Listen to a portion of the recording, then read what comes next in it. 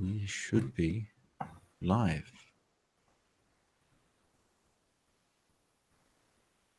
Okay.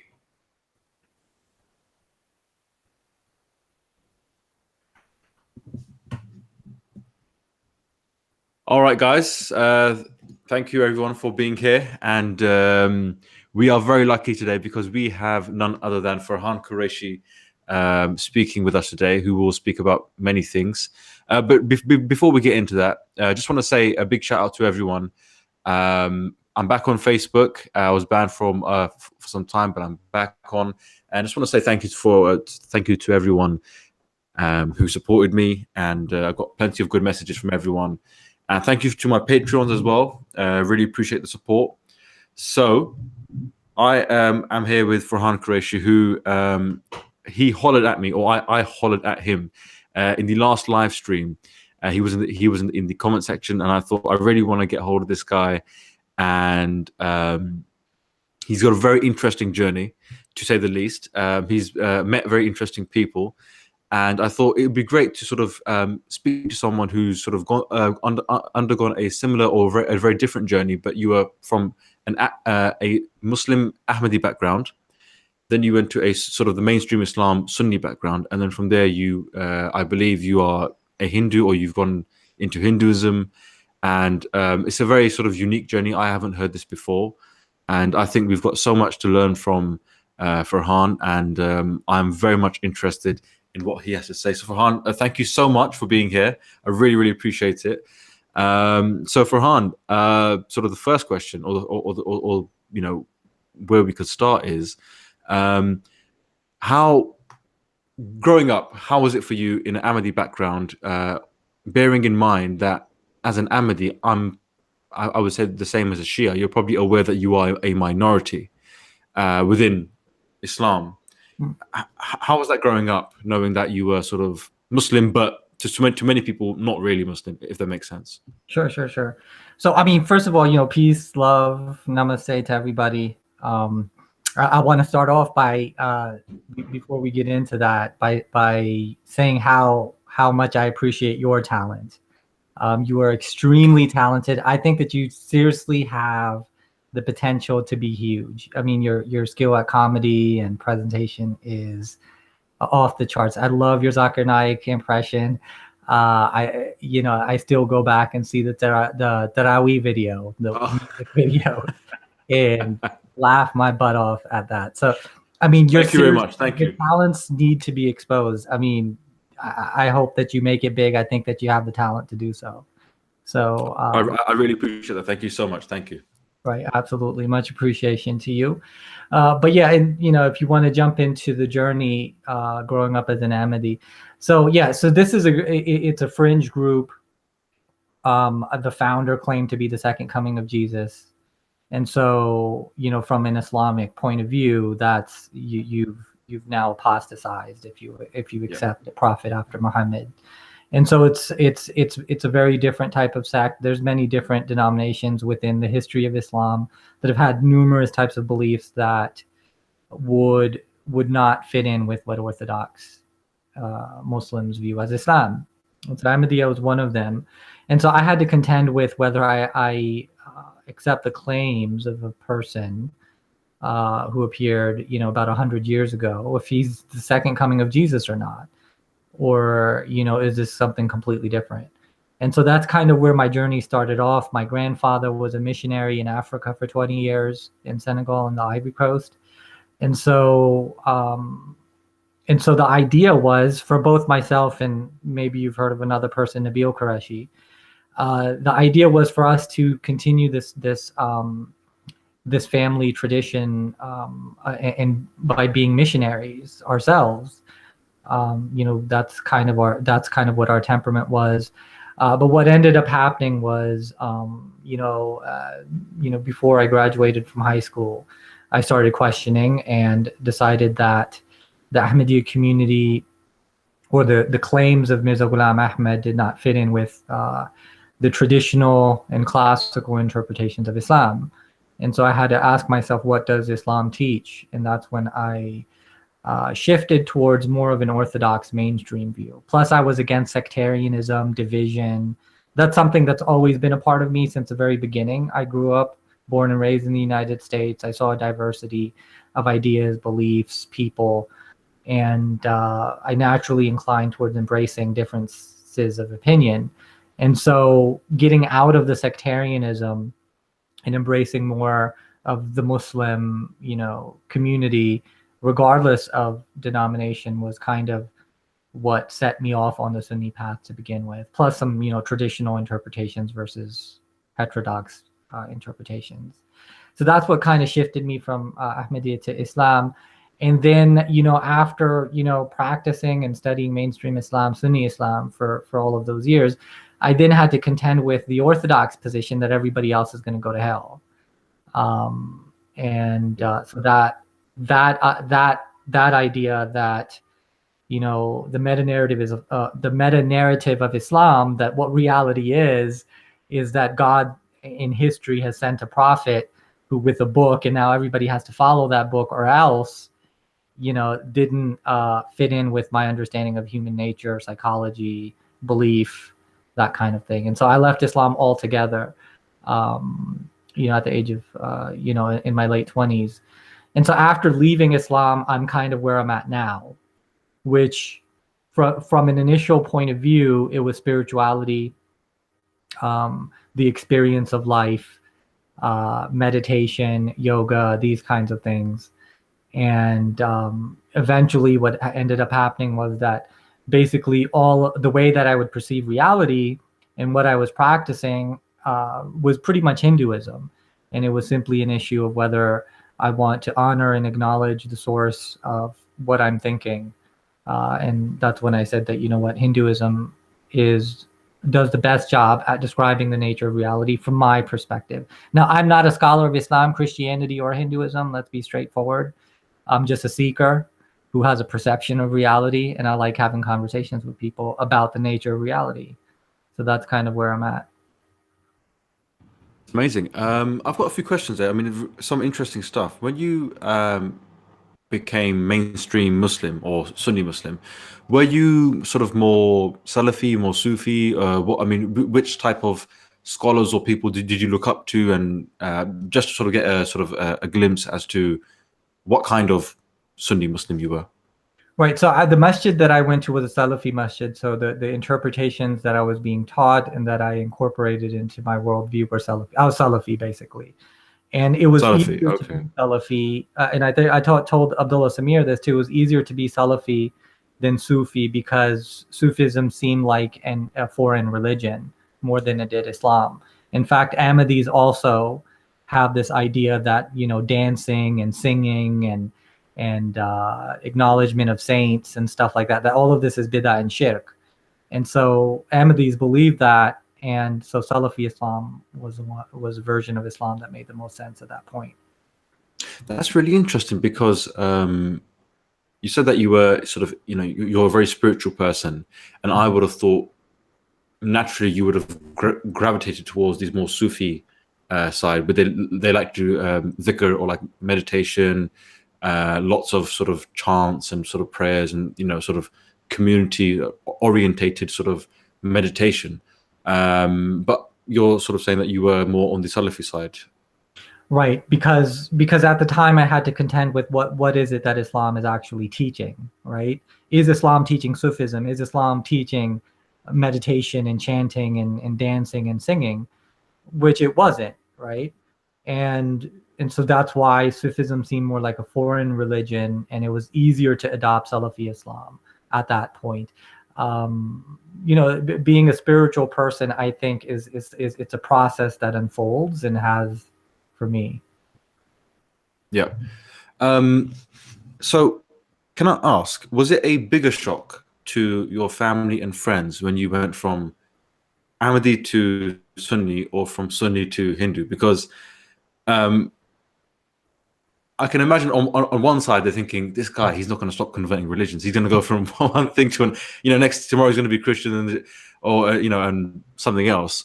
But I mean, one thing that I found really interesting about your story was that sort of Islam or the Abrahamic faiths, they're very, in my opinion, monotheistically quite rigid, as in there's only one God and that's it. The most deviant you'll get, or the most creative you'll get, is Christians say Jesus is the Son of God. But other than that, there is no other God. Whereas Hinduism has a more flexible, more open approach. I've got a friend who is from a Hindu background, and he's saying you don't even have to believe in a God. You can believe many gods. You can believe one God. It's much more open. It's plural, if that makes sense. So how did you sort of, from that background, from an Islamic background, with a very monotheistic influence, find yourself in Hinduism? I mean, how does that? What does that? What was the sort of thinking behind that? Right. So, a couple of things in terms of changing religions. The initial switch from Ahmadiyya to Sunni, in my early teens, that's one transition. And the second transition into Hinduism, for me, I feel as though, for all practical purposes, it's easy to define things, categorize things, and say that these are Hindu ideas, right? And so, for example, Sam Harris has a lot of Buddhist ideas. So, but I think what Hinduism ultimately gets to is transcending labels, identities, like you talked about, the flexibility. It's less dogmatic and that type of thing. And so, what the modern world is calling spiritual but not religious, or spirituality, is basically rooted in a lot of these Hindu ideas. And so for me, I feel like, for practical purposes, I will say that I'm a Hindu, but the idea is to transcend that label and to see the commonality in all human beings, which is that we're all divine, we're all one, that kind of thing. But in terms of how I would go from monotheism to Hinduism, it's very easy, because from the Abrahamic perspective, God is this judgmental masculine figure that created you and is separate from you. The spiritual experience, which is something that I pursued, the experience itself transcends the physical world, and allows you to perceive the oneness or the unity of all things. And that experience of oneness or non-duality, what in Sanskrit is called Advaita, is an experience that people can have at different levels. You might feel one with an author. You might feel one with a celebrity. You might feel one with the cosmos in general. So there's different levels of experiencing oneness, but to experience one with all that is, or God, or the universe, is an experience that is perennial, meaning that people of many different cultures have had it. Many different traditions and religions that have had it. And it's an experiential truth.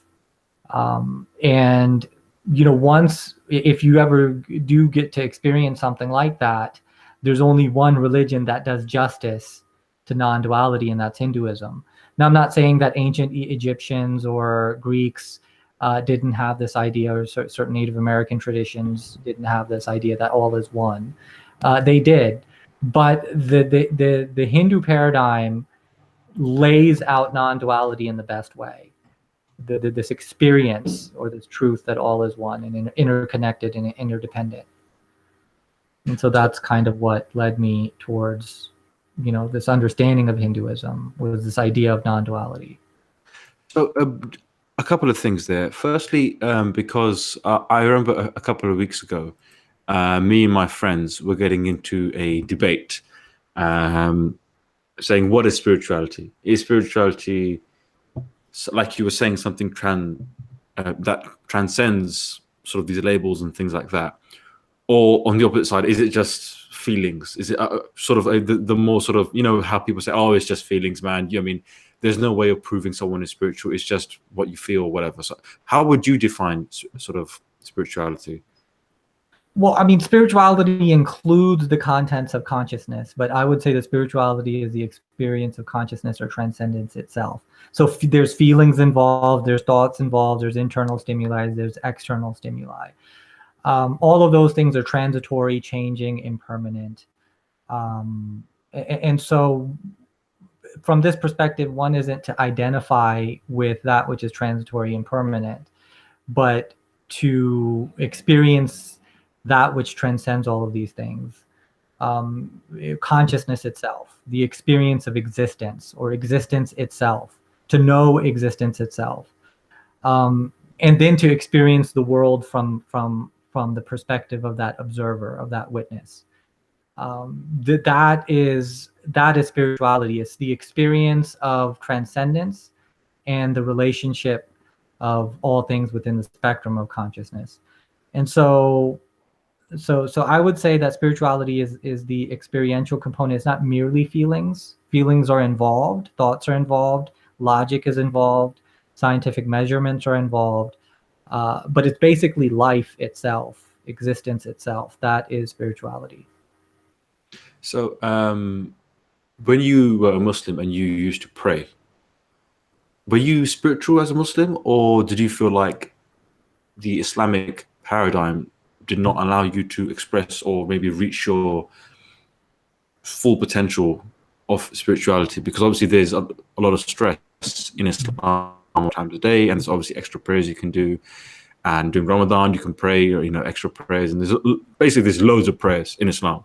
Mm-hmm. Did you feel spiritual, a spiritual connection through your Islamic background, or was it completely different to what you're feeling now?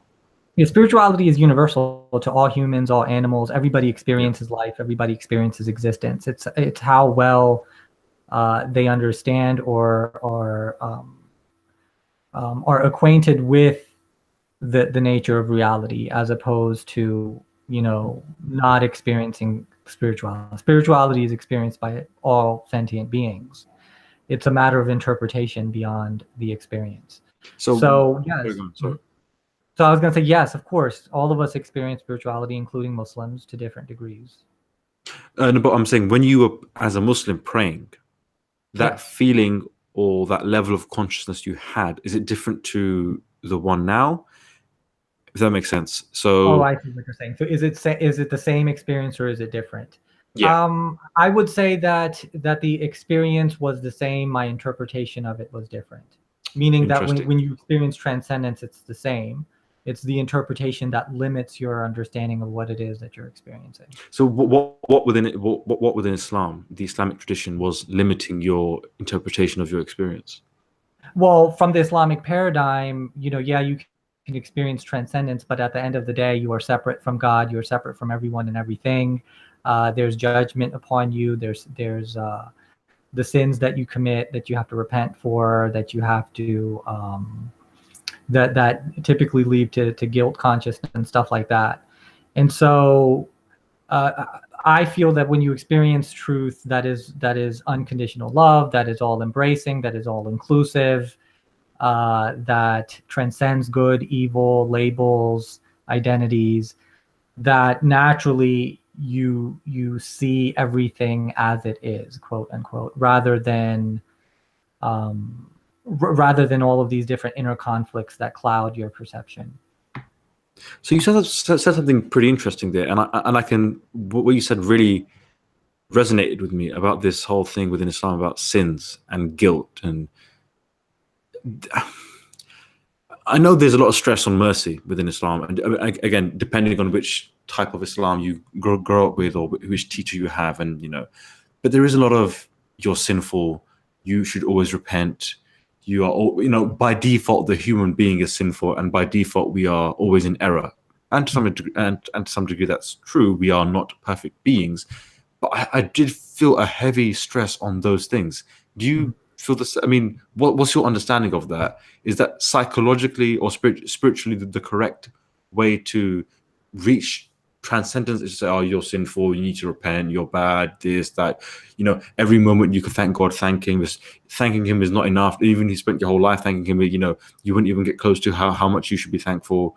I found that, personally speaking, a bit unhealthy or a bit extreme in some regards, if you see what I'm saying.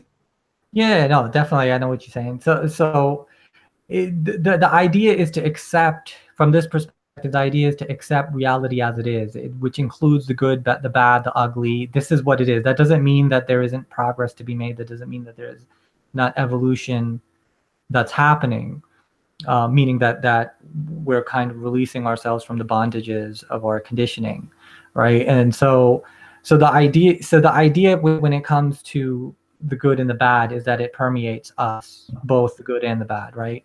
And so either you're going to resist your shadow, and because we're going to talk about Jordan Peterson later on, either you learn how to embrace your shadow, and work with it and evolve with it, or you resist it and reject it, and now you're in that unhealthy state where you're rejecting yourself, and you're rejecting certain parts of yourself, and that can lead to an unhealthy situation.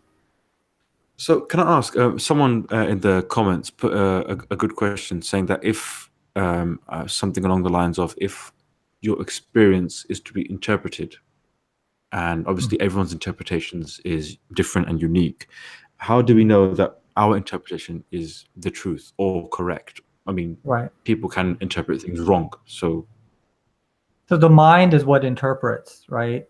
And so from this perspective, the idea is to transcend the mind, to go beyond the mind and experience something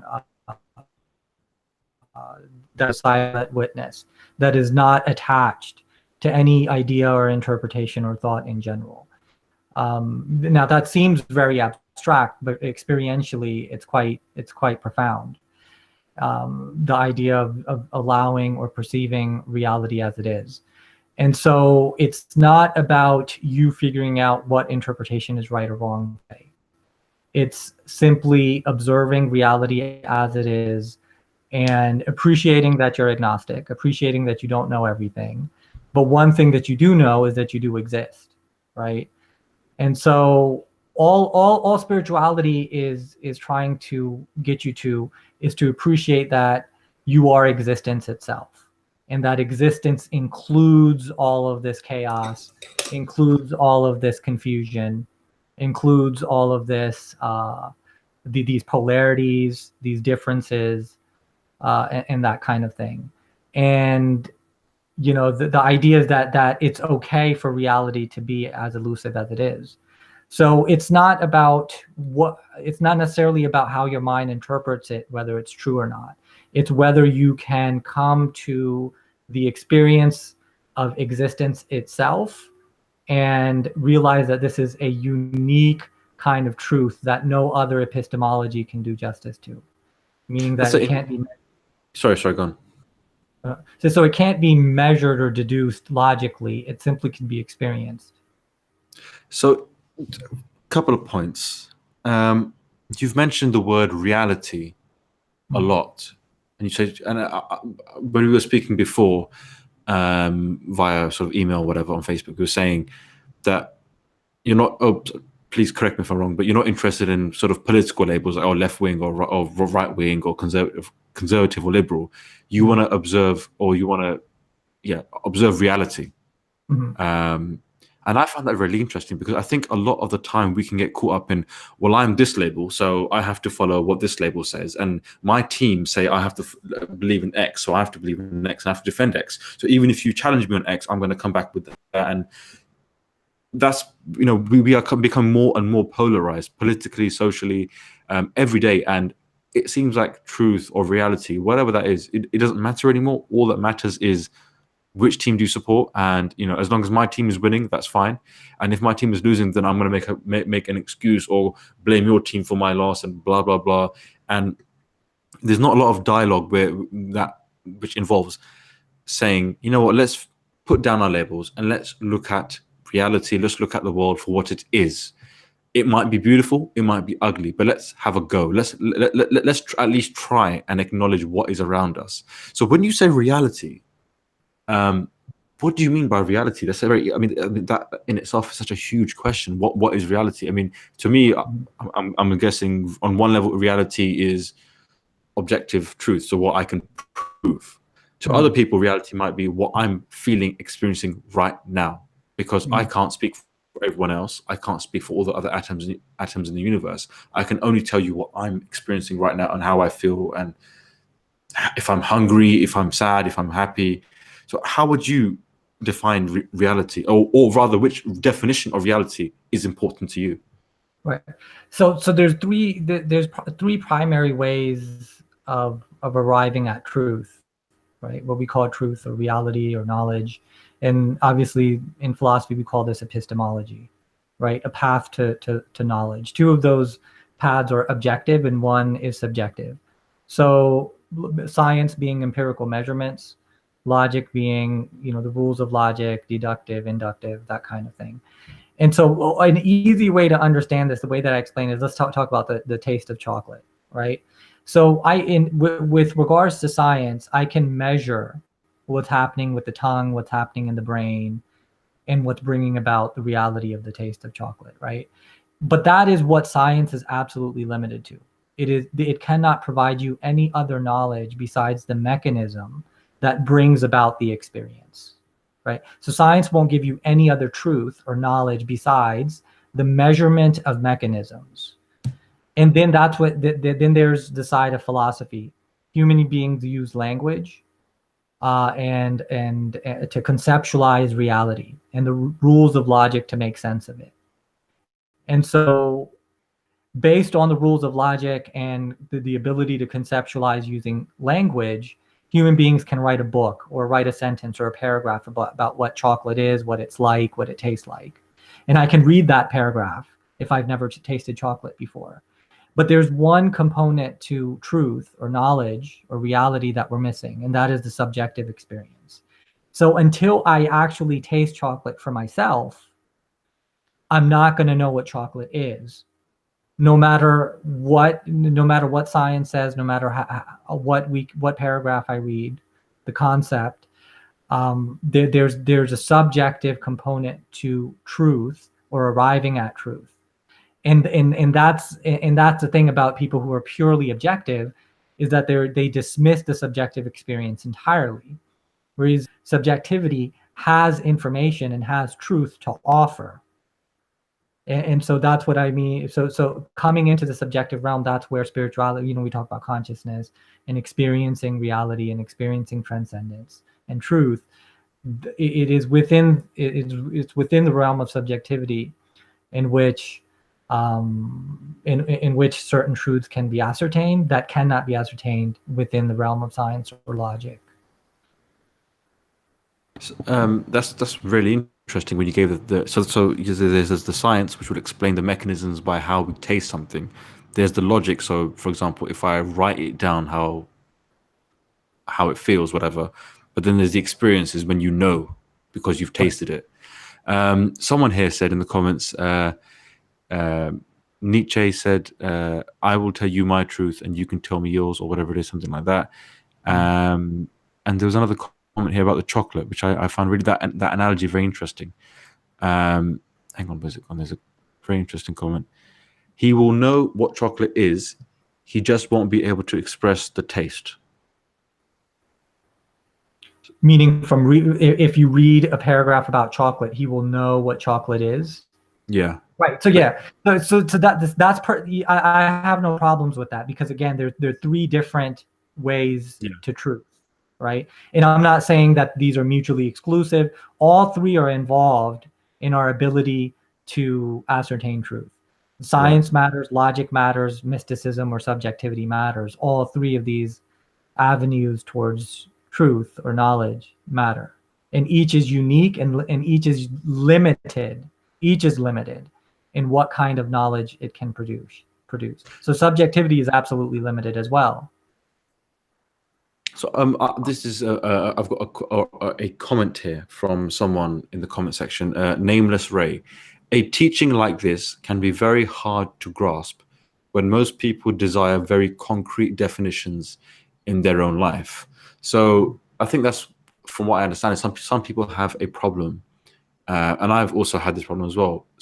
With subjectivity, it's not denying that it has value, but rather, how much value does it have when someone says, listen, I want to know what God wants me to do. I want to know how he wants me to pray. I want to know X, Y, and Z. And especially within the Abrahamic faith, and especially within Islam and Salafi Islam, it's very, for this time you do this time you do this is how you pray, this is how you eat, this is how you sit, this is how you sleep, X, Y, X, there's tons of rules. Black and white. Black and white, exactly. Very binary. And that does serve a purpose. I find that very restricting, but on the same hand, I think what the person's here is saying is that your approach, but the approach you've spoken about, it's where do I go? Where do I start? If I want to find something, how do I find it? Right. So there's two hemispheres of the brain, right? One is concrete thinking and the other is abstract. And so we have both perceptions. We're able to tap into the concrete categorization part of us, the logical mathematical part of it, as much as we can appreciate the abstract elusive aspect of reality. I don't think that, again, whether it's science, logic, and subjectivity, or mysticism, spirituality, the idea isn't to take one and dismiss the others and bury the others. The idea is to take these avenues and arrive at some type of worldview.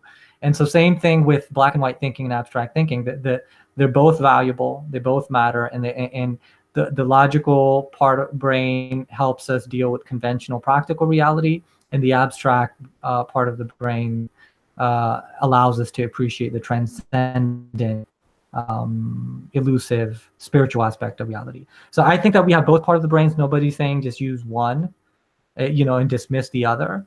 But the idea is to have a holistic worldview using, whatever resources that we have. And so there's aspects of black and white thinking and conventional and practical reasoning that can be talked about within the context of spirituality, for sure.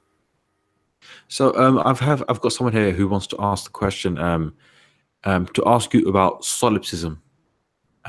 Everything around us could be a constructed reality / simulation, and we are just being fed info.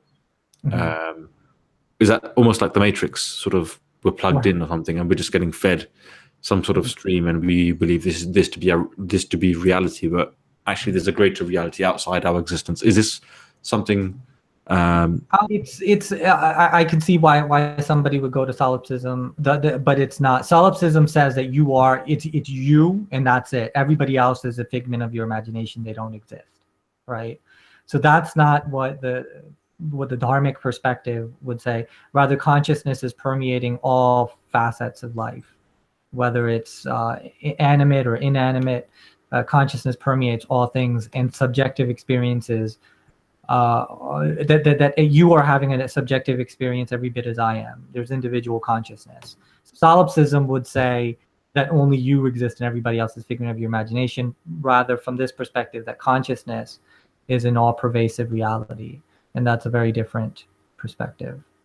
So diversity, diversity is a part of reality. So going back to the two parts of the brain, someone just said here that we have two parts of the brain, but we shouldn't act as if they're separate. So what I'm assuming from that question or comment is that there needs to be a balance between the black and white and the more subjective parts of our brain, the I can't say the word. You know what I'm trying to say. Transcendent, abstract. Yeah, right. All that kind of stuff. Where do we draw the line? How do we know when to approach a problem in black and white, or when to approach a problem with the area of gray? How does someone figure that out? Is it just experience? You just do enough trial and errors and you find out, okay, when it comes to this, I'll do black and white. If it comes to this, I'll do subjective. Or is there some sort of rule by which you use, or rule in life that you use? Now, I think both parts of the brain are equally active, regardless of the experience. The mind is interpreting simultaneously the conventional, practical, categorized reality, and is also interpreting it simultaneously by looking at the whole picture. So let's use an example. So the easiest way to do this is look at a moral example where somebody has committed some type of atrocity or crime or terrorism, right? There's one way to look at that practically. What this person has done is horrible. But then once you look at the bigger picture, this is the abstraction, and you look at their background, their history, their mental health, their how they arrived at this situation, the causal factors from different angles of their life that brought them to this situation of atrocity. So now you're simultaneously you're able to see that practically what this person has done is horrible. It's an atrocity. But then you're able to look at the holistic picture how this person came to be the person that's committed this atrocity. And this is something that, in the judiciary system, a judge has to look at. They have to look at the black and white law, the action that's been committed. But then they'll talk to psychiatrists, they'll talk to family members, and so on and so forth, and get a fuller picture of what it is that's going on. And so I don't, just to say that, okay, am I going to look at this black and white, or am I going to be abstract about this? I mean, I don't think it works that way. I think both parts of the brain or both parts of the mind are absolutely active. And that's interesting, because both aspects or both approaches bring something to the table. So like you were saying, if someone's committed a murder, that's black and white. They've committed a murder, they've killed someone, they've broken the law. There's no question or there's no subjectivity regards to that. But if you want to find out why they did that, what led them to do that, was it something in their life, their family, what was going on in their body, or what was something happening at home, or whatever it is, that part, yeah, exactly. That's where that's pretty interesting. Although because I was watching a Netflix series, Mind Hunters. I don't know if you watched that. It's a very good TV series. And this is about the FBI or CIA, I can't remember which one of them. This is in the 50s, I believe it was, when they were just beginning to analyze serial killers. So before, the assumption was they're evil, they're bad, they're guilty. But now it's like, well, why would someone, what kind of life would someone have to live for someone to commit such a crime? Is it something with their mother, something with their father? And this whole sort of psychotherapy, analysis sort of field was growing back then. And they tried to understand how that came about. So yes, they're bad, they committed something wrong, but why? And if we can maybe spot a pattern within this person who killed X amount of people, maybe we can if we can extract the signs or the symptoms, we can maybe find someone, or we can stop someone else from going down that same path. If we find that same trend, is that something that resonates? If you see what I'm saying? Yeah, for sure. I mean, we can look at these types of behaviors, psychologically and biologically, chemically. Sociopaths, the empathy part of the brain is not functioning as well. They don't feel, right? They don't feel emotions the same way that other people might. And a classical example of this, I don't know if you've heard of David Wood. Yeah. Right. So there you have somebody who's wired a particular way, and yet he's able to function in reality without committing that crime. Sorry, but does that mean David Wood? Sorry, I'm confused. Is he the Christian guy? The Christian apologist, yes. When you said that he's able to function, sorry, I'm not following. If you could explain, sorry. So here's the thing: you got to watch his testimony about his childhood and his upbringing and how he almost killed his father, and he had to deal with psychiatrists and stuff like that. And then he talks about how he doesn't feel emotion, and even when Nabil died, he didn't feel it until he approached his parents and stuff like. So what the reason why I'm using him as an example is because he's put his story out there, and the idea is that there's brains that can be predisposed to these types of things, or traumatic events could bring about these brain states for people. And it doesn't necessarily mean that because somebody's predisposed to a certain condition that they will commit a crime based on how their mind works. It's not necessary, but it is absolutely possible. I think the 1% of the population is sociopathic. Most of them are functional. So, not everybody's going to commit a crime, but these are realities, psychological, chemical, biological realities to contend with. And, Sam Harris gets into the whole free will versus determinism debate often. How much free will is there? Is there any free will? Is free will compatible with determinism? These are types of debates that philosophers will have, there's definitely determinism involved, and there's definitely the ability to make choices involved. So I'm more of a compatibilist than anything. I've got some questions here from the comment section. 2 questions. number one is why. I think someone said, why is it that people who convert to Islam, young people, they tend to gravitate towards the more Salafi side? And the second question is, do you believe in a objective morality? Okay, so I'll start with the first one. In terms of Salafism, they're the most active. They have most of the propaganda out there. I mean, you got to understand, most liberal types, most Sufi types are not as much interested in proselytization as dogmatic fundamentalists are, right? I mean, most spiritual types are just content in their spirituality, in their relationship with the divine or reality or what have you. And they're not interested in controversy or debating or any of that type of thing. Sufi types aren't going to get into that. Salafis are interested in proselytization. They're interested in conversion and dominating and stuff like that. And so their rhetoric and their discipline, they're quite disciplined in their approach with Islam. And so conservatism, discipline, rules, these things might be attractive to a person who's looking for identity, who's looking for discipline, who's looking for structure in life. And so that might be some of the reasons why Salafism might be attractive towards people. I mean, I think the millennial generation is very different than the baby boomer generation. And I would be surprised that if somebody who is fully healthy and rational and logical and appreciates diversity of thought, opinion, that they would gravitate towards something like Salafi Islam. It might be, it could be a variety of things though. So that's my thing about why somebody might go to Salafi Islam. In terms of objective morality, listen, I could see that there's an objective reality where there are certain actions that are done that have serious consequences. But in terms of judging people, I mean, I think that we can label and judge behaviors in terms of their consequences. But in terms of judging people, listen, I think everybody is who they are, and they're doing what they can with their circumstances. Free will is there, but it's not. I mean, I don't like using the word free will. Conscious choice making seems to be there, but there's also determinism. There's factors that are causing the person to be who they are. And so rather than judging somebody for immorality, what I would like to say is that there are consequences to behaviors. So that's an interesting way. Interesting when you said you don't like using the word free will.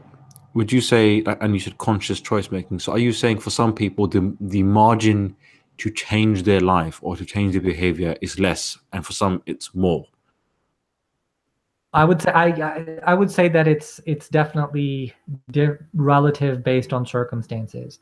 There are certain types of biology and chemistry that in the way that they're wired at the level of the brain, where they can't be anything other than, or it's extremely difficult for them to be or think or behave in a way other than what they are predisposed to, what they're conditioned to be. And so, yes, I mean, to answer your question, I do think that there's some differences in the human experience in terms of how much control they have over their senses and their thoughts and so on and so forth. And Hinduism is completely in line with this when it comes to karma, when it comes to samskaras, when it comes to, from this perspective, past lives and stuff like that. That you kind of have these certain circumstances that you're in, and you have to kind of use the light within or the divine within for inner transformation, and so that's kind of how the worldview works. Okay, I've got another interesting question here for you. This is by Mohsin Lala, who said, "Is it so?" Farhan went from believing in one god to multiple gods, or is he Hindu in the Buddhist sense? Spiritual, not religious. Like, why isn't he agnostic? Is basically my question. Right. So I would still claim agnostic theism, meaning that, listen, I'm not going to pretend to know what God is, right, or what ultimate reality or existence is. But what we can do is that, based on the information that we have, say that one situation is more plausible, more likely than other situations. So I specifically use the word plausible here, not possible, not probable. We're not talking about statistics. We're not talking about mere possibility, but what is most likely given the information and evidence that we have. Richard Dawkins, when he says that he's agnostic, I think he has some scale of 7, 0 out of 7. And he says that he's 6 out of 7 sure that there is no metaphysical reality, or there is no God, should I say. And so I would say the same thing in terms of the best that I can do, given the information that I have. I would say that the most likely scenario is that that there is a metaphysical reality, that there is divine reality, based on the information we have and the evidence that we have. So now the subjective experience, when you have a subjective experience of oneness with all that is, skepticism seems foolish from that angle, right? So how could I possibly be skeptical knowing and experiencing the ineffable, or it's experiencing something beyond the mind and the body and physical reality, where reality is not what it seems to be on the surface, those types of experiences.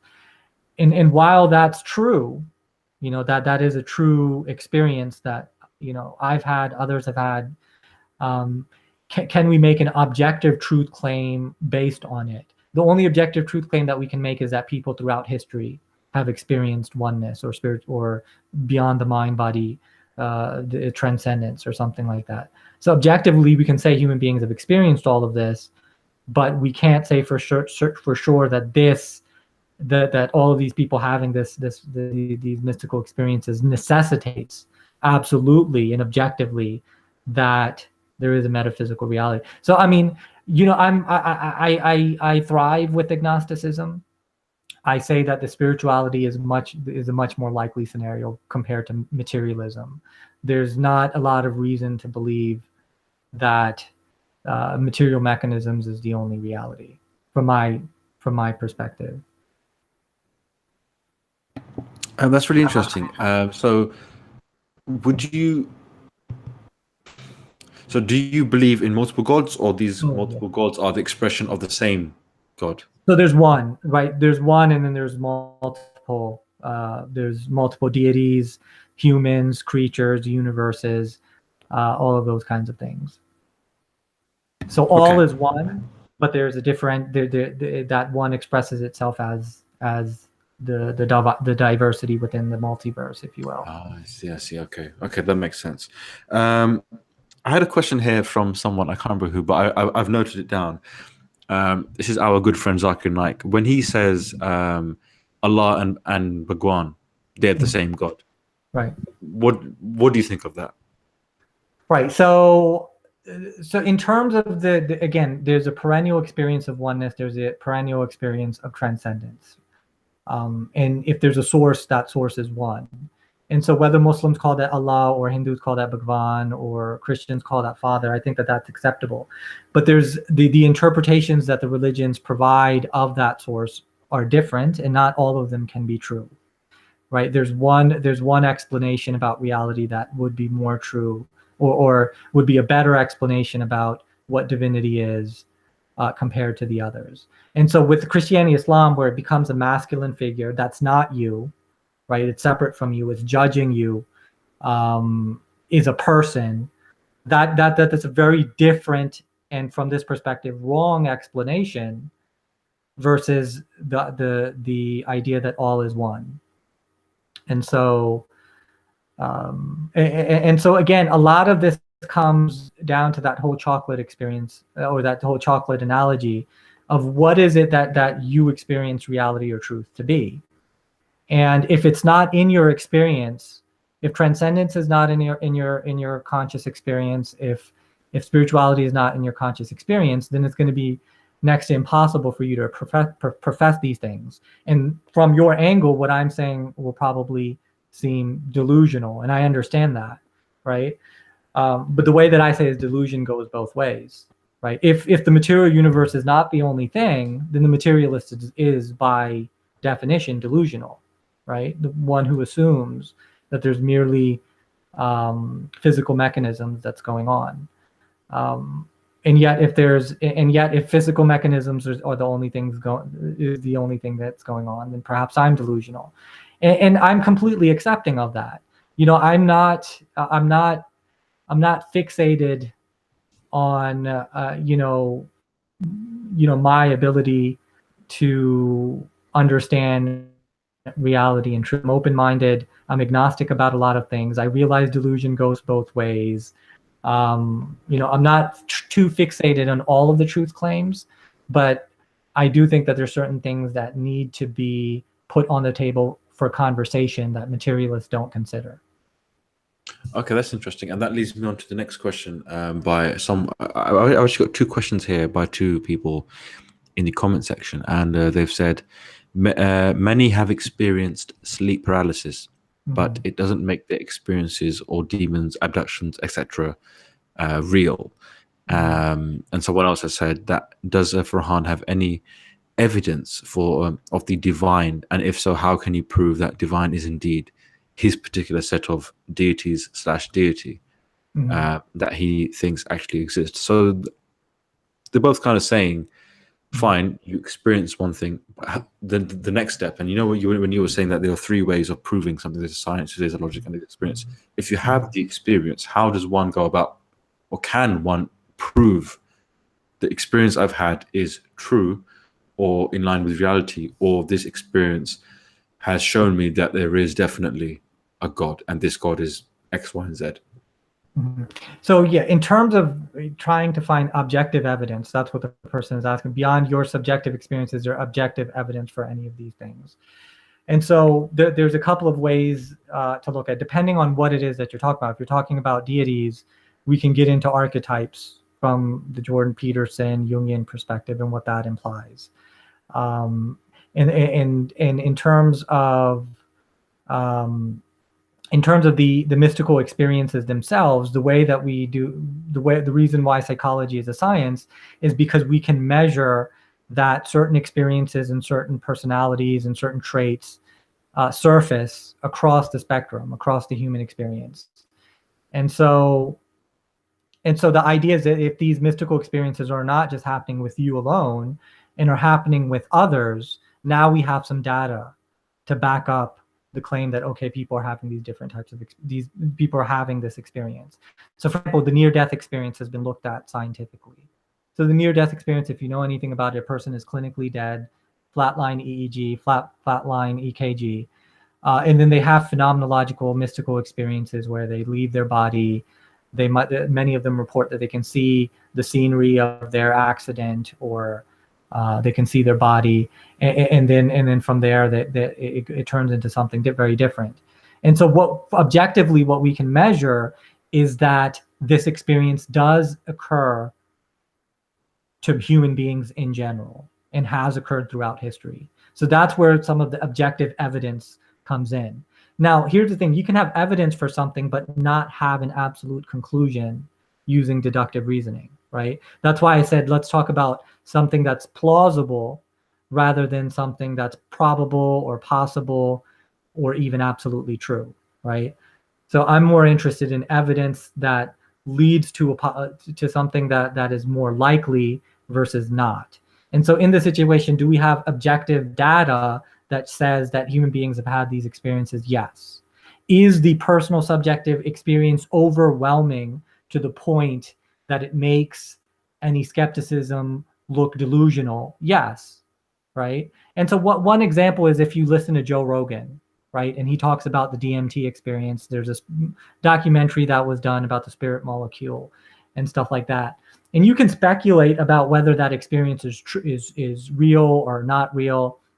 You can go into the whole matrix argument of what is real. Any sensory experience that you have, any is involved with the brain. Any colors that you see, any texture that you feel, when somebody says about sleep paralysis, how do I know that has any reality to it? I'm not here to say that a sleep paralysis experience is, absolutely true, but the brain produces all experiences bar none.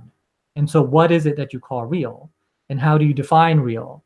I'm sounding like Morpheus here talking to Neo, but So it all depends on, what your definition of real is, whether you understand brain chemistry and neuroscience and how these different mechanisms of the brain bring about phenomenology, qualitative experiences.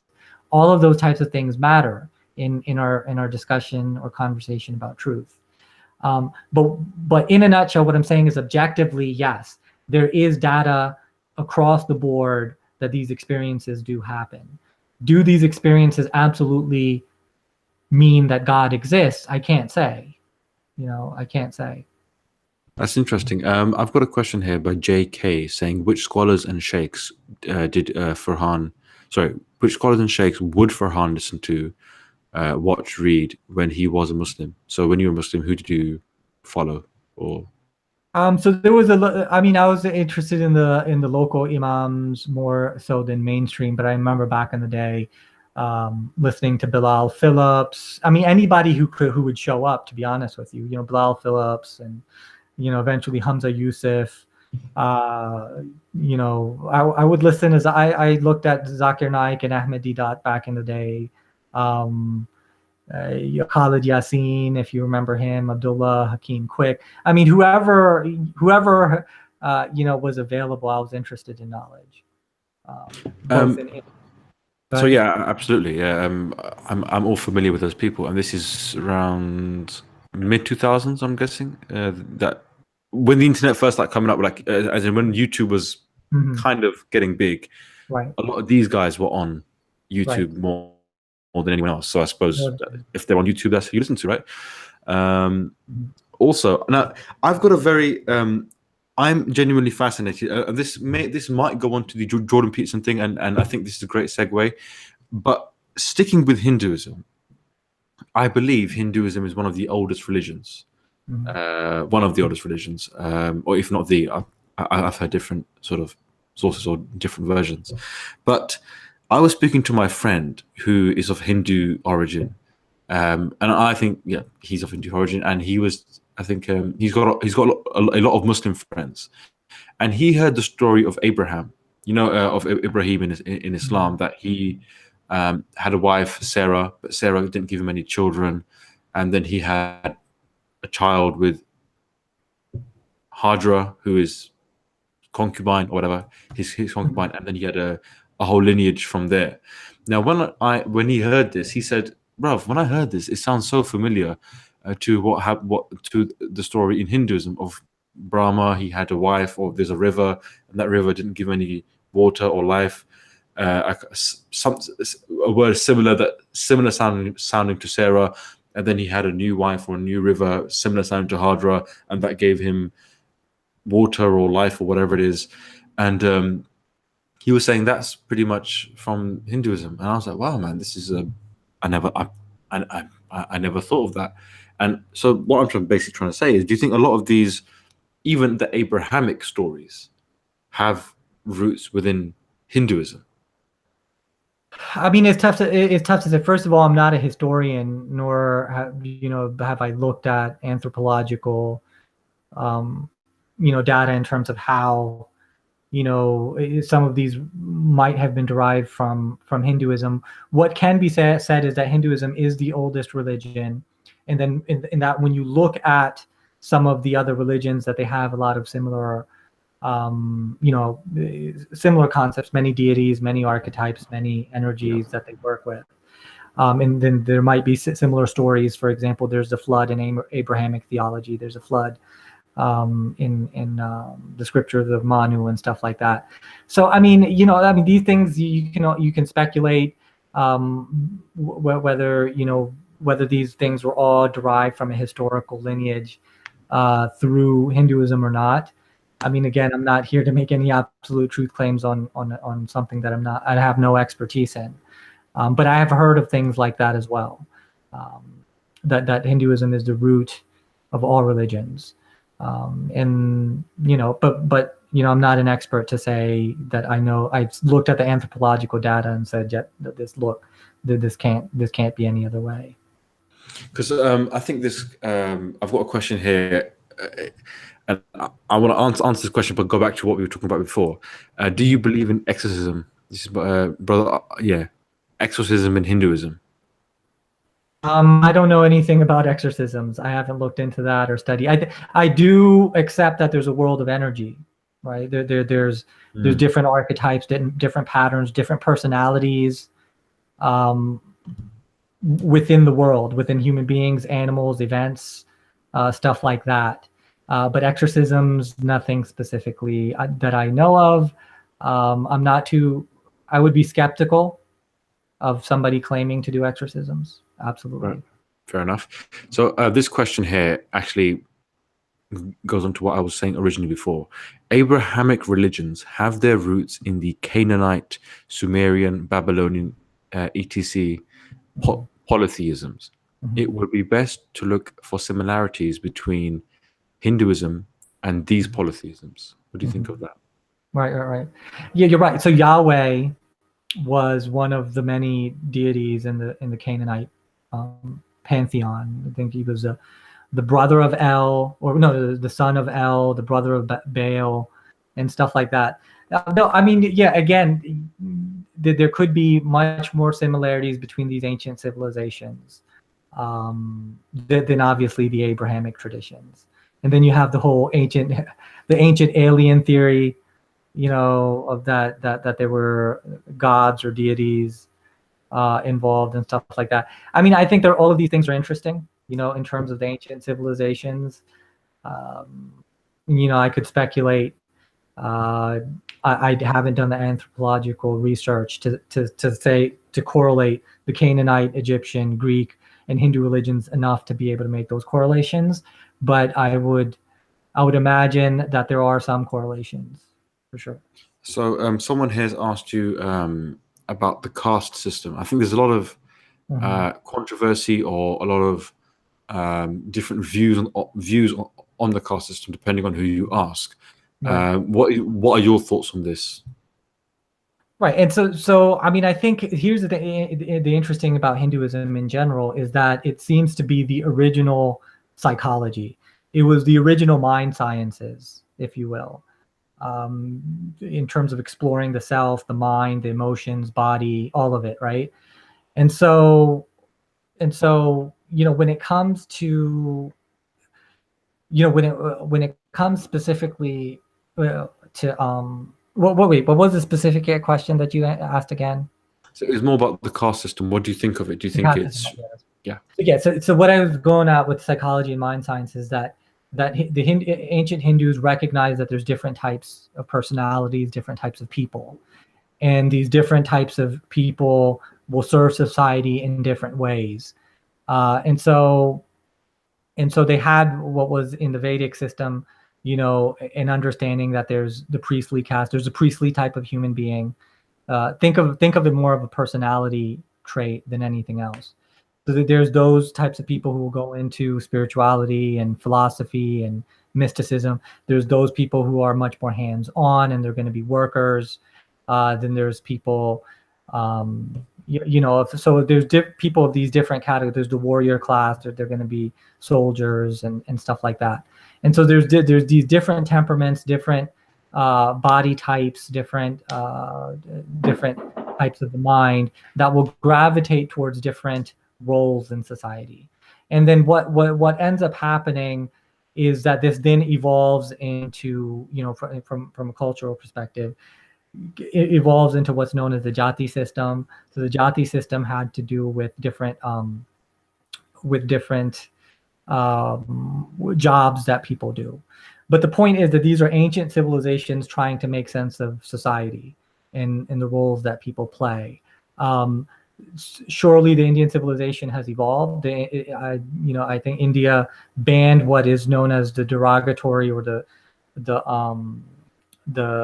oppressive form of caste system, I think 10 years before the United States banned segregation. And not only that, but the caste system in terms of the oppressive aspects of it, I think have been challenged by Indian saints and sages, forever. Like the Buddha was a common, the Buddha, this was 2,500 years ago, completely dismissed that type of caste system. You can't find any of the rishis or the saints and seers that are acknowledged by mainstream Hinduism as preaching some type of caste system. And so this is a situation, and then there's this historical aspect of it, when the British invaded, when the Mughals invaded, how it might have been exacerbated, in the sense that you had these occupiers who were then trying to reteach the ideas that Hindus had to them.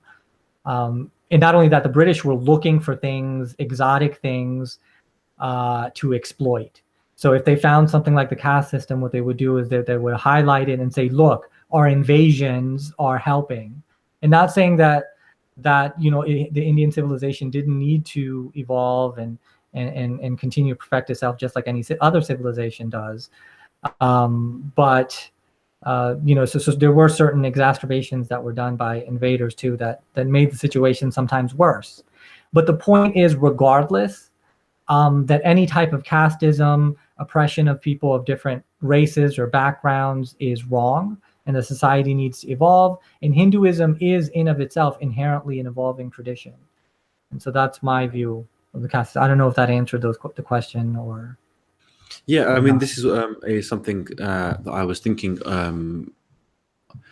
that the caste system, like you were saying, it's the sort of first psychological attempt to map different types of people or different types of skills, different types of personalities, and say, well, so if you have someone, so like, for example, The Rock, like Dwayne Johnson, if you have someone like him who's a big, lot of testosterone, strong, someone like him would be a really good warrior or really good sort of fighter. But if you've got someone like Stephen Hawkins or Richard Dawkins, you're not going to put them on the front line. You're going to make them figure out some maths equations or whatever it is. But do you think that was corrupted, or unfortunately, so for example, if you have Richard Dawkins, he's an excellent mind and he might be an amazing scientist, but there's no guarantee that his whole lineage is going to be like that. His son or daughter might be a completely different personality type. So the caste turned into a class system. So right. If that makes sense. So it was more meant to identify people as opposed to trap people into a certain category. But if you look at the scriptures, that's what in the ancient rishis, that's what they would. That's the view that is derived from their perspective. The reality of the situation on the ground is that, look, human beings are tribal, right? We're tribal. We stick with our family. We stick with our tribe, and anybody that threatens that tribe, is an outsider. And so these are ancient civilizations evolving and progressing over time. The beautiful thing about Hinduism is that when it comes to social matters, that it's completely open. It's not like fixated like Sharia law is, right? The Sharia law is how the Prophet Muhammad understood, and you have to derive it from the Quran and the Sunnah and that kind of thing. So Hinduism is a natural, evolving civilization and a culture. The way that when you look at it historically, just like any other civilization, and if we allow the ancient Egyptians to evolve to their fullest potential, if we allow the Greeks to evolve to their fullest potential, if we allow the Native Americans to evolve to their fullest potential, then I would imagine that a lot of their practices that they did, that there were controversial. So, for example, the ancient Egyptians, they mummified people. They had these ideas. The ancient Aztecs, they did human sacrifices, and so on and so forth. So in the ancient civilizations, you find these social practices that today that we might find appalling. But the idea is that you don't let go of these timeless truths and not let a society and civilization evolve to its fullest potential, and then blame it for its past aggressions and atrocities. I think that you have to allow an amazing, beautiful paradigm that is completely able to adapt and evolve to be what it is. And I think that Hinduism today doesn't have a lot of these social problems for a variety of reasons, and that's a good thing. And we want to see progress. I pretty much agree with that. Now, unfortunately, we get a lot of great questions from the comment section now, and from time to time we get a bit silly. So I've got this slanging match going on here: cow urine versus camel urine. I don't know what to make of that, but if you want to comment. If you don't want to comment, that's also fine. People say, "Oh, Hindus cow urine, Muslims camel urine." So Right. But so yeah, that's the thing is how many Muslims do you know or have you known that were all about drinking camel urine? Right. yeah, I mean, I never grew up drinking it or even hearing about it, let alone, you know what I yeah, mean? And so, but if you go on YouTube, you can do a search and you can find plenty of Muslims drinking camel urine, not just the bottled version, but directly out of the camel, right? And so my thing is that the camel is something that is indigenous to the Middle East. The cow, you know, India is traditionally a cow herding society. So are you going to have people exploring animals, plants, their environment? Of course, we expect human beings to do these things, to explore, to find medicine, to find cures, to find for those variety of reasons. So yes, these ancient civilizations practice some of these things, and traditionally some people continue these types of practices. You can find all sorts of superstitions in India, in Haiti, in Africa. That doesn't mean that you want to now stereotype a population of 1 billion people, particularly when Hinduism is as diverse as it is, with as many deities as there are, with as many schools of thought that there are, and say that, okay, this is Hinduism. You know what I mean? It doesn't work the same way the Abrahamic religions do. And so, that's the way that I see it. Now here's the thing. This is coming from a perspective, right? Let me clarify. This is coming from a perspective of a person who is absolutely limited in my knowledge and in my perspective of Hinduism. I'm not a scholar of Hinduism. What I am is a human being who has a perception of reality and is interested in having conversations about the perceptions of reality that I have. And the reason why I've adopted Hinduism is quite simple. The experience of non-duality, that all is one, the fact that meditation and yoga works practically, chemically, biologically, spiritually, at different levels of the mind, body, spirit. My appreciation of archetypes in general, forces of reality that manifest as people, as events, as stories, as images, that kind of thing. So it's these basic fundamental ideas that Hinduism has within its worldview that I perceive to be true. So that doesn't mean that I'm part of some caste. Doesn't mean that I'm going to start drinking cow urine. I mean, come on, I'm a rational person in the 21st century. This isn't. I'm not involved in superstition.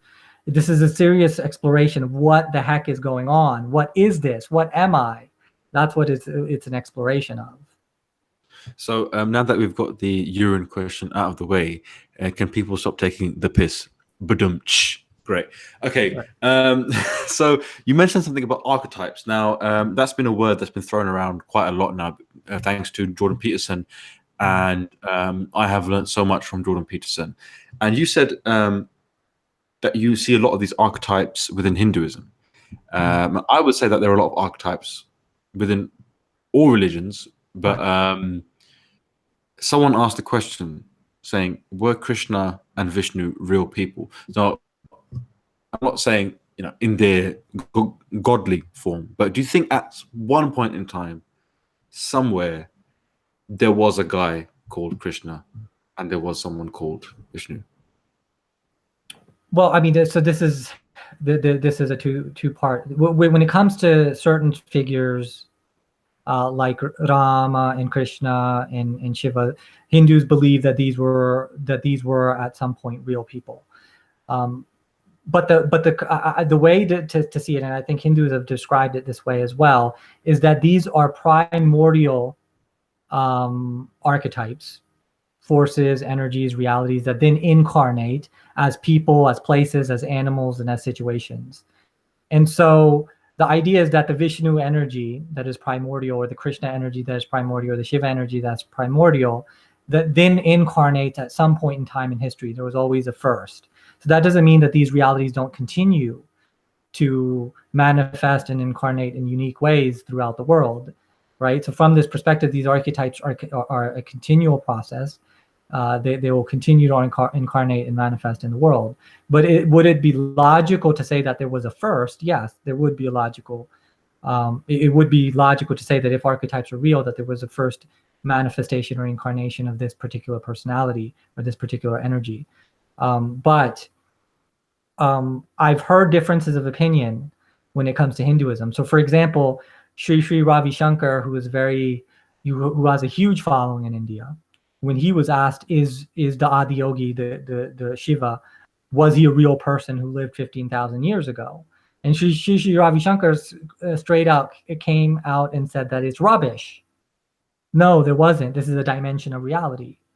And then you have somebody else like Sadhguru who would say that there is folklore that talks about the Adiyogi, the first yogi, the first realized being, the first person who achieved not achieved, but realized himself and mastered himself, and so on and so forth.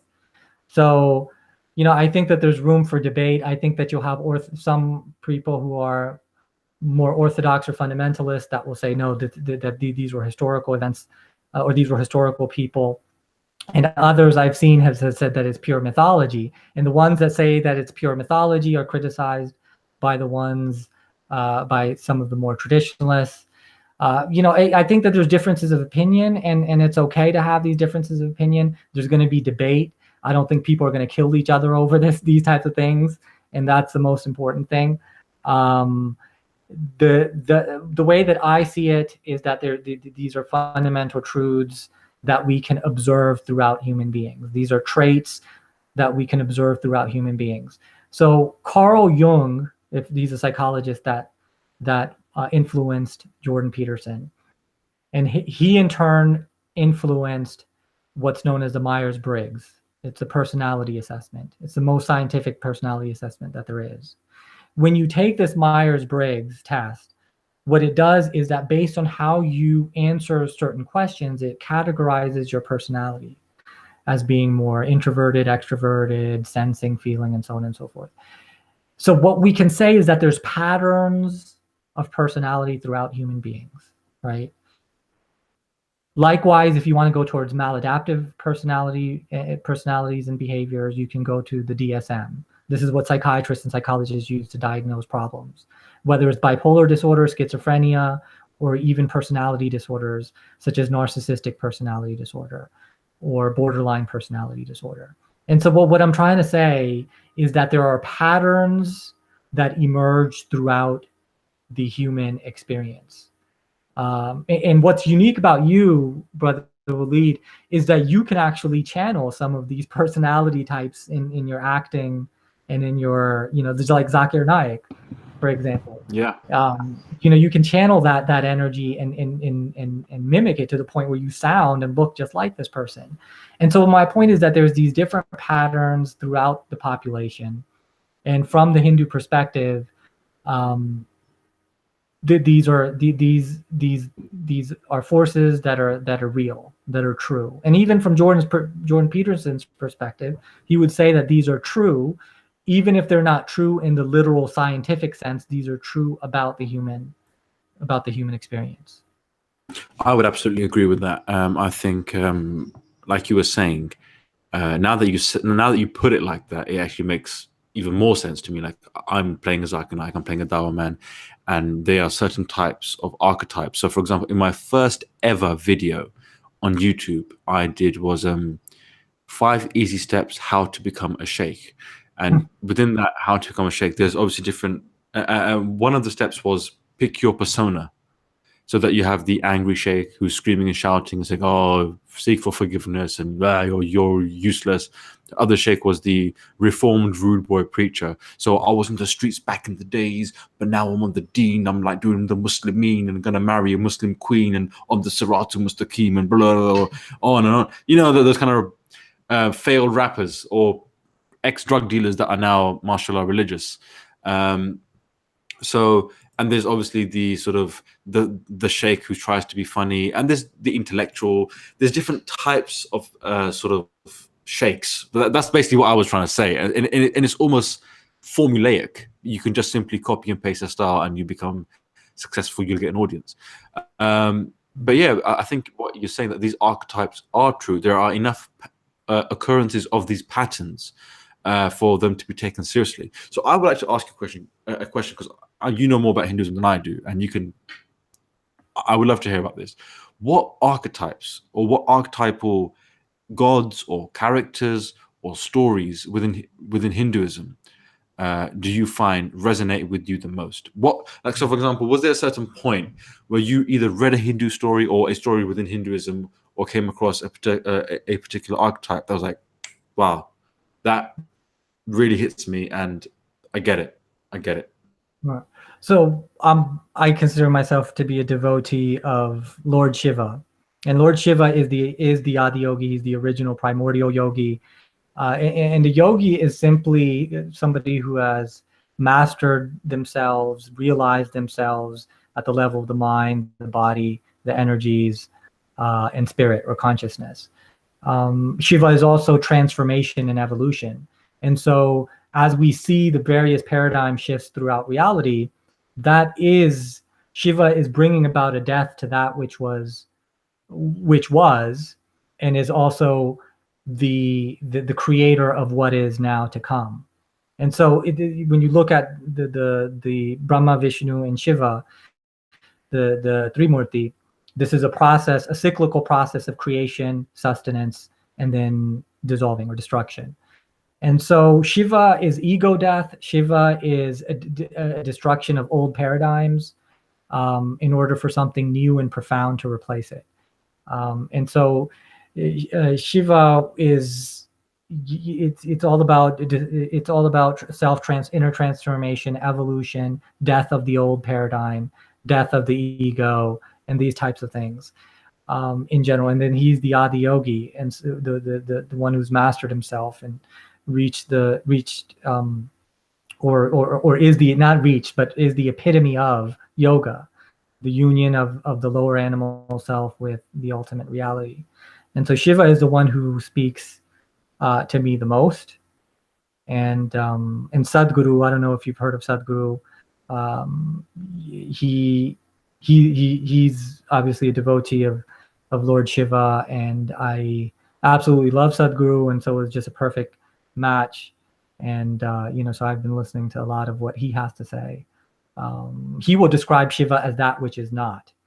And so there's different ways to look at some of these deities, I would say. Or there's different layers to them.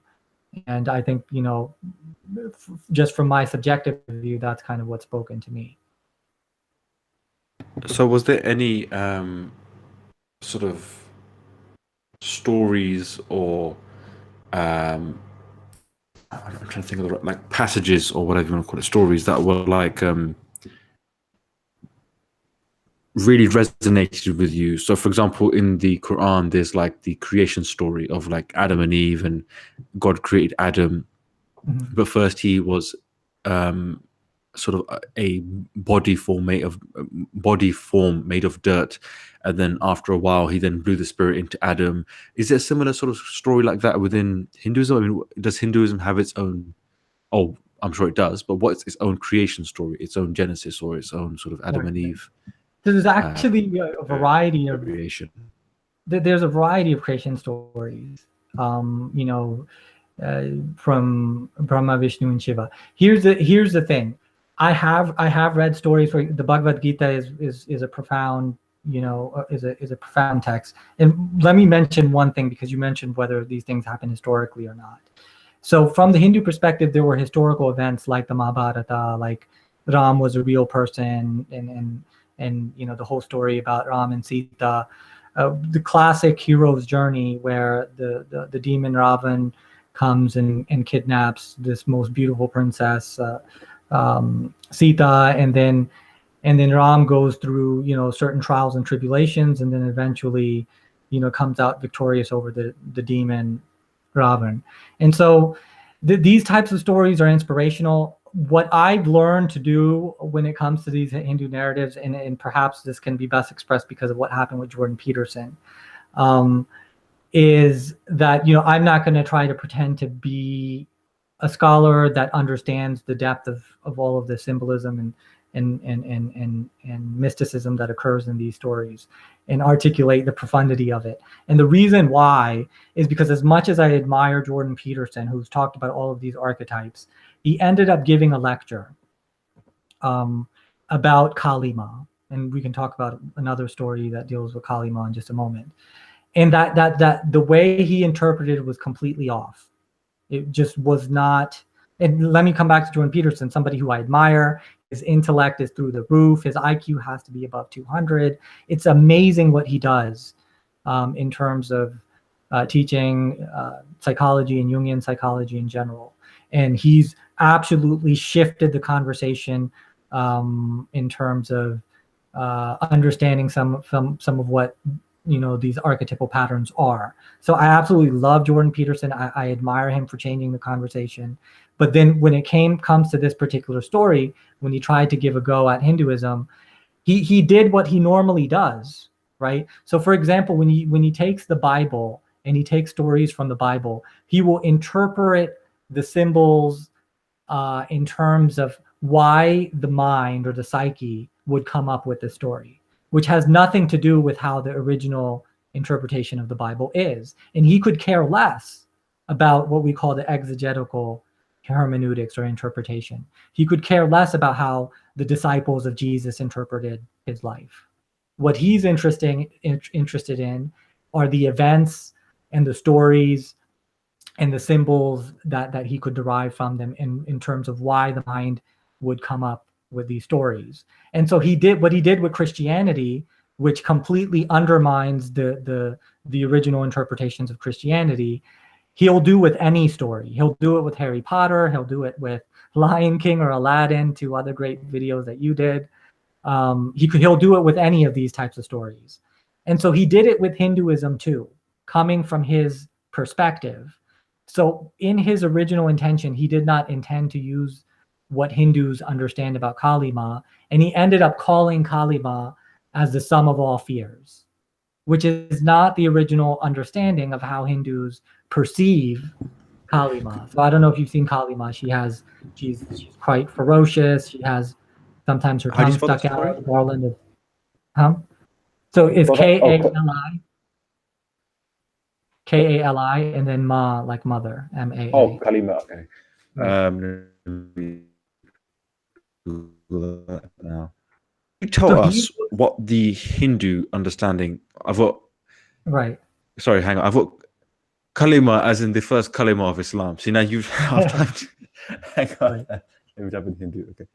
Yeah, could you tell us the Hindu perspective of what that story or what kalima is meant to signify, and then how Jordan Peterson sort of came up with a different conclusion? Right. So I'm not sure if Jordan Peterson looked at how Hindus understand Kali Ma. I don't think he did. I think he just like he does with his Bible lectures, he said, okay, Noah's flood means this. Adam and Eve means that. The serpent in the garden means this. So he's trying to derive psychological meanings about why the mind would come up with these stories regarding anything and everything, right? And so he does that with Kali Ma as well, and he calls her the sum of all fears. Okay, so that's the imagery. So he calls her the sum of all fears, which is not what Kali Ma is. Kali Ma is the protective mother in a way, and the protective mother is actually fighting the demons, and she becomes ferocious in order to fight these demons, right? Or she is ferocious to fight like these a mother demons. grizzly bear. Right. So mother who wants to protect the children. So the mother grizzly bear is fearsome because she's got young cubs or vulnerable children that she needs to protect from wolves and other creatures, whatever. Right. And so for example, there's this, you asked about another story. So one of the common stories about how Kali Ma came or manifested as this. Okay, so Devi is the divine feminine, right? So Devi is the divine feminine, and the divine feminine has many forms. There typically there are 10 main forms that Hindus talk about, and Kali Ma is one of them. And so beyond just being the protective mother, there's a story that's given where this demon approaches. It's known as Rakta Bija. So Rakta Bija means like blood seed. And so this demon, every time you fight it or strike it and it bleeds, if a drop of blood were to fall on the ground, it would become another Rakta Bija. So every time you attack this demon, it would multiply, right? And so the way that I read that it was explained is that this is an analogy of desires and attachments and thoughts of the mind, that the more that you get, the more you indulge in something, the stronger it becomes, right? And so what Kali Ma ends up doing is that she ends up swallowing this demon entirely so that it can't multiply. And so, but my point of the story is that, number one, Jordan Peterson kind of got it wrong in terms of why she looked like that.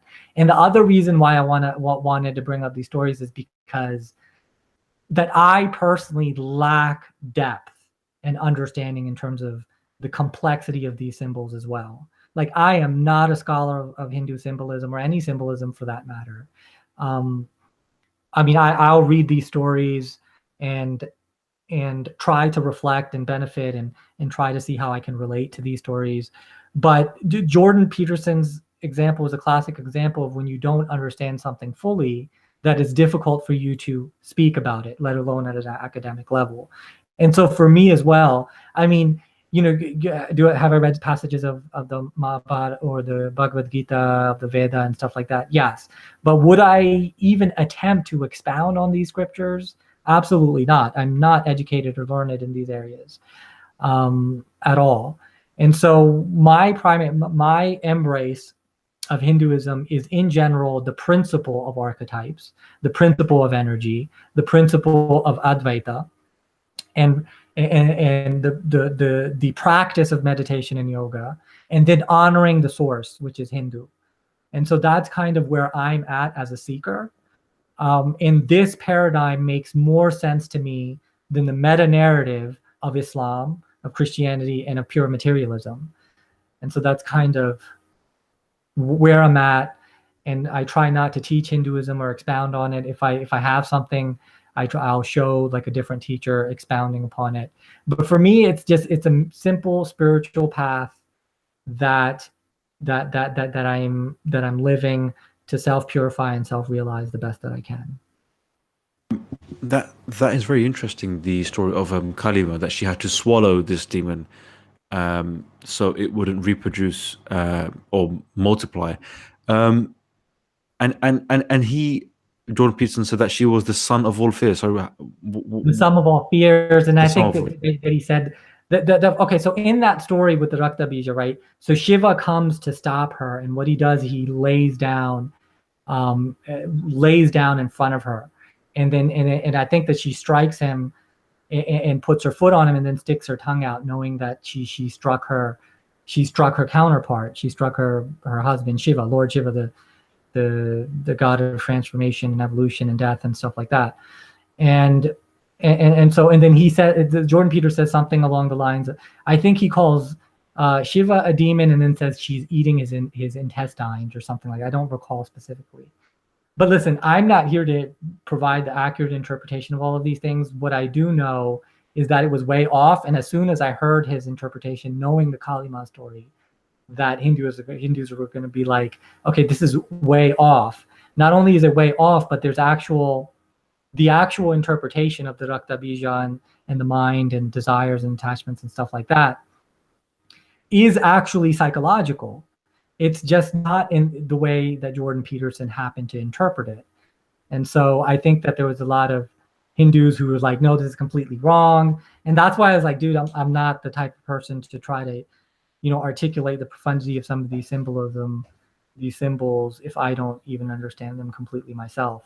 But I do think that the basic understanding of archetypes is that when you this is Jung's perspective, when you come across archetypes, it's going to have an impression on you, whether you appreciate the understanding of it or not.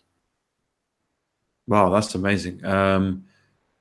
So it will impact you regardless of whether you can fully comprehend what this archetype is, or if you might have no idea. So it's like, for example, when you watch the Lion King movie, which is I absolutely love that movie. You get the struggle of Simba and Mufasa, and you know Scar is bad, and you know all these things when you're a kid. You don't know why you know them or why it makes sense to you, but you just know in this movie certain things or certain characters are good and certain characters are bad, and that has a lot to do with the imagery, a lot to do with how they act and the body language and the way they behave. So this is is this like the product of evolution? So millions of years or thousands of years of evolution, we keep having the same patterns again and again and again and again. So it becomes sort of hardwired, and it's just there. We just don't realize it's there, and we use it, and we don't even know that we're using it. Is that correct? Exactly. And that's exactly how Carl Jung interpreted it. That's exactly how Jordan Peterson interpreted it, or interprets it, is that these patterns, these personalities, these qualities are go back as far as ancient man and ancient animals do. That these impressions and these patterns have been there since mankind has been there. And so, or maybe even beforehand, certain impressions that animals may have had. And so, but whether it's the hero's journey, the anima and the animus, the shadow, these are different archetypes that have always been there, and human beings have always had to contend with. And there's a reality to these, and we inherit them biologically, according to Carl Jung. Yeah. I just want to say to everyone in the comment section, I will be taking your questions. Don't worry, I haven't forgotten you guys. We've got a lot of questions for Farhan. Just a quick question, Farhan. How much time do you have? I don't want to sort of keep you hostage. So it's about 12:39. I would say about another 10, 15 minutes. Okay, 10 minutes. So we're going to race through this. So what we're going to do now on Veedu Vidz is a quick fire round. So I've just made this up as we're going along because I didn't realize we didn't have that much time. So I think someone asked me, Krishna, Ganesh, are they real people? And you said that possibly they were. Well, I think from the perspective of Hinduism, Krishna was a real person. Ram was a real person. Again, I'm not an anthropologist. I haven't done the historical research on this. It's safe to say logically that these archetypes incarnate in general. And there has to be a reason why these stories, whether it's pure folklore or that there's a historical person and then there's mythology surrounding that person. So, for example, Jesus is a perfect example. Was there a historical Jesus? Yes, right. In the same way that we could say that there was a historical Krishna or a historical Rama. But then you have all these stories about Jesus that probably aren't true, literally. Like, I don't think Jesus walked on water. I don't think he cured a leper or was raised from the dead. I mean, I don't think that any of those things are literally true, but I do think that there is a messianic figure who arose in Israel and had some teachings that were profound and clearly affected people. And then there may have been some legends surrounding Jesus. So in a similar way, I think that's possible with Hinduism as well, where there's actual historical figures, and then there's there's actual events that happen, like the Mahabharata war. That's history, but then that may have been then there might be some legends surrounding that type deal. So another quick question. Someone here is asking about your experience / interaction with Shabir Ali. Would you like to? Sure. Well, I mean, you guys saw the bulk of. I mean, we've had some email exchanges in the past, but you saw the bulk of it in the video that I uploaded. I asked him about wahdatul wujud, the unity of existence, which is a Sufi concept that's similar to what Hindus will say, but then there will be some Sufis who will say, no, that's not literally true and only appears that way. It only appears that all is one with God, but it's not actually true. And it's less than 1%, far less than 1% of probably less than 0.5% probably even less than 0.2% of the Muslim population that believes in Wahdatul Wujud, or has historically, right? And even when you get at Wahdatul Wujud, they have debates about whether that's ontologically true or whether it just appears to be that way. But no, I asked Shabir Ali because clearly in the Muslim worldview, or within the Muslim paradigm, there have been human beings who've had the experience of oneness. That's what I'm talking about, this perennial experience, not just Hindu. It's just that Hindus do the best and most elaborate job at explaining Advaita. But there's been this perennial experience that Muslims have had, that Christians have had, that Native Americans, clearly the Chinese, the Tao Te Ching is the epitome of what we're calling Wahdatul Wujud, or unity of existence, or non-duality as Advaita. And so, I asked him about it, and then, he gave his answer, which I think was inadequate. He went and said, well, the scripture says, X, Y, and Z. And that's, I since leaving Islam, I've just had it with scriptures. Granted, I revere all of them as being the historical and sacred source of human spirituality. It is the source of where we're at today spiritually in terms of a lot of our ideas.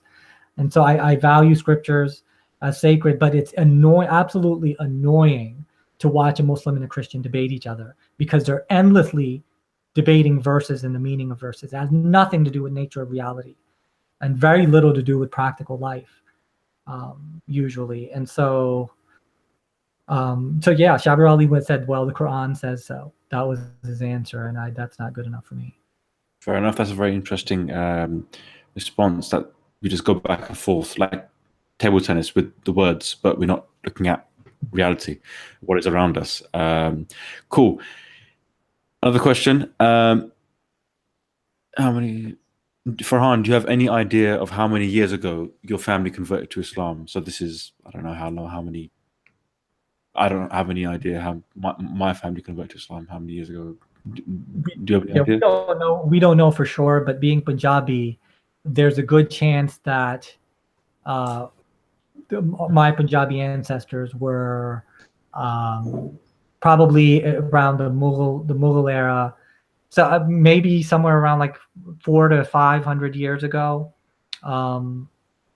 is when the Mughals kind of, if I can say, they forced Islam on the Punjabi people. They intimidated them with jizya tax and made it difficult to be anything other than Muslim. And so I would say roughly somewhere between 300 to 500 years. Okay. So I've got a comment here by Swati Sri saying all stories are meant to be taken in their esoteric sense, not literally. Yeah, fair enough. I agree with that.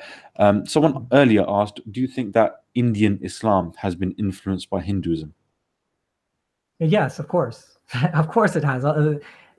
Sufism in general, as the whole idea of Qawwali. You've seen Qawwali before. Oh, I love right? Qawwali. I love Qawwali. Right.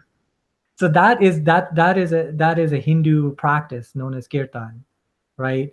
You get together, drums, flutes, instruments that Muslims can't use, and you go into these ecstasies. So that Qawwali is just one example of Hindu influence on Indian Islam. There's many other examples. Meditation is another one. The Sufis sort of do this, what they call muraqabah, which is said to have been derived from Hindu and Buddhist practices in Afghanistan and stuff like that. So there's definitely a lot of different influences. In terms of what Swati Shri said, first of all, she's an awesome, beautiful person. One of my subscribers who's been there since the beginning. I absolutely appreciate her. So yeah, it's the best. The way to look at it is that these are esoteric truths, inner truths, as we talked about with archetypes and stuff like that. That these are inner patterns, realities, that transcend us, as Jordan Peterson said, but certainly esoteric in nature. So I've got a question here saying, is the Prophet Muhammad prophesied in the Hindu scriptures? Did you watch Zakir Naik's lecture on it? No? Next. I'm just joking. That's actually one day I'll touch on like Zakir Naik's arguments from the Hindu scriptures and how out of context they are. In fact, matter of fact, one of the prophecies that he uses for Prophet Muhammad would make Prophet Muhammad into a demon. And so if you read the whole context and stuff like that. So no, he's not mentioned in the Hindu scriptures. And someone asked about Ghazwa Hind. What do you think of that? So is that like the invasions and all that kind of stuff? From what I understand, and I'm probably going to get this wrong, but this is something that was in the hadiths or one of the hadiths saying that, you know what, I feel bad even mentioning it now because I've really, something about Islam will go to India or whatever it is. Ghazwa Hind, I believe that's in hadith by Imam Ali or someone like that. Okay. I know what you're saying.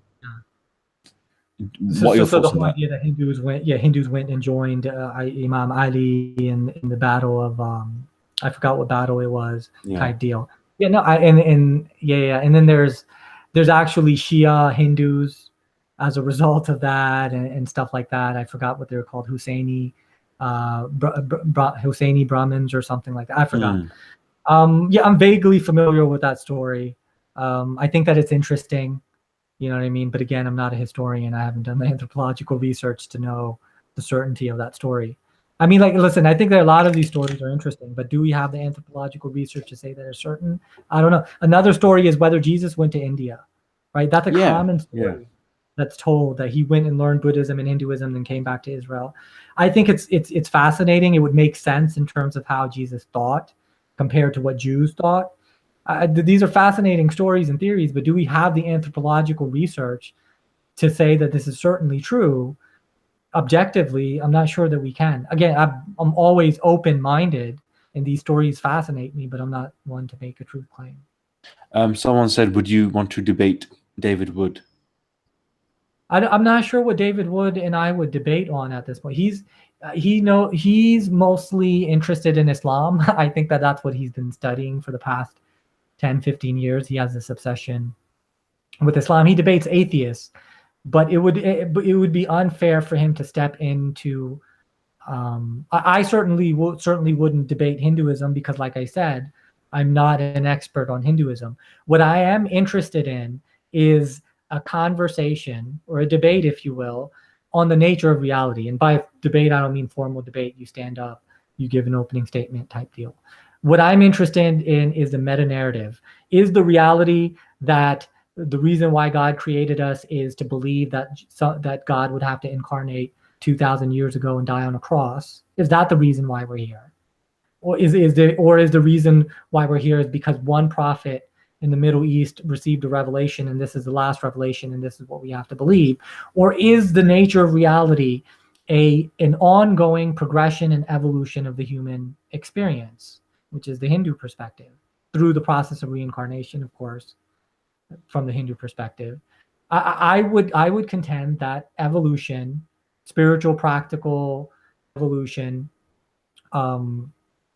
through the process of reincarnation makes a lot more sense than the Christian or Muslim paradigm, where you live one life. What are you going to accomplish as that one person? What are you going to experience? What are you going to know in that one life? Those types of ideas simply don't resonate with me. So I've got a few more questions, if that's okay, because people have got plenty of questions for yourself. You are a man in demand. Let me know about time. How much time are we good for? So we can just quickly get rid of these. About like 4 minutes. 4 minutes. All right, guys, 4 minutes. Let's go. Someone said here, how do you compare early Indo-Aryan Rigvedic religion to contemporary Hinduism? I think that the again, my knowledge is limited on this, but from what I understand is that the ancient Vedic scriptures had the primordial truths of oneness, of nature, of these different forces within reality, and then continually evolved over time. So, for example, Shiva in the Vedic scripture is Rudra. So you have different references to some of the same archetypes that kind of evolve and change over time. There were certain rituals that were done in Vedic times that are no longer done, simply because of how complicated they are and how long they would take and stuff like that. But I think, and then there's scriptures that came later on beyond the Upanishads. The Bhagavad Gita was written by sage Vyasa and the Mahabharata and the Ramayana. So you have these different scriptures emerging that are detailing what was there before in more depth, and in general, some of the rituals begin to change as well. And so, for example, the Murti Puja, comes later on. The idea of nonviolence or ahimsa, although rooted in the ancient scriptures, becomes more of a focal point. Advaita or non-duality becomes a more focal point with the coming of Adi Shankaracharya. So we do see certain expansion of Hinduism, but it's all rooted in the original source. That's the way I understand it. Fair enough. I'm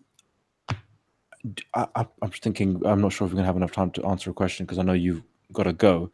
But do you have any sort of closing remarks, or how have you found this conversation? I would love to have you on again. Genuinely, I've realized there were so many questions I wanted to ask about your your time as an Ahmadi Muslim, because the vast majority of Muslims, we hear about Ahmadis, but we don't probably know that many Ahmadis in real life. The only thing we know about Ahmadis, that they're not really real Muslims and they believe in someone else.